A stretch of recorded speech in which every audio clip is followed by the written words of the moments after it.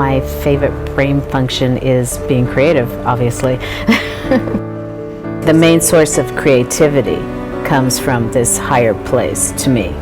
Now, I might be inspired by something I see, something I hear, or an emotion. That's why I like to do the different arts, because I put them in different places, depending where it's coming from, in terms of, but the main source is something to me on a higher level.